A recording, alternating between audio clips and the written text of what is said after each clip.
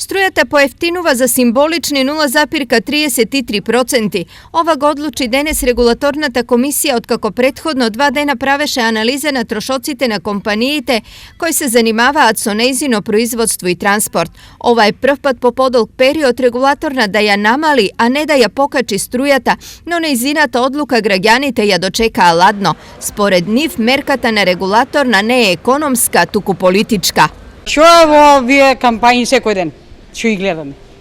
100% е за избори. Намалувањето е сигурно ради изборите. Логиката на народот е мотивирана од малиот процент на намалување, ефектот е повеќе психолошки, зашто реално поевтинувањето нема да се почувствува.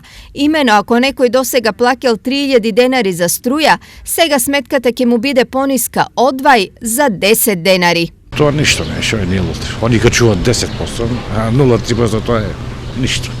3% ајде пак, ама 0,3% е занемарливо. Од друга страна, одлуката на регулаторна да ја намали цената на струјата одевана ја коментираат на следниот начин.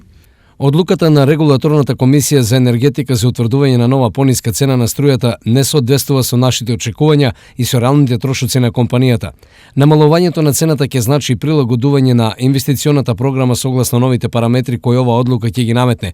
Тоа ќе представува сериозен предизвик за компанијата во наредната година, но и покрај тоа ќе вложиме максимални напори да ја одржиме финансиската стабилност на компанијата. Стои во писмената реакција од Ева на Македонија.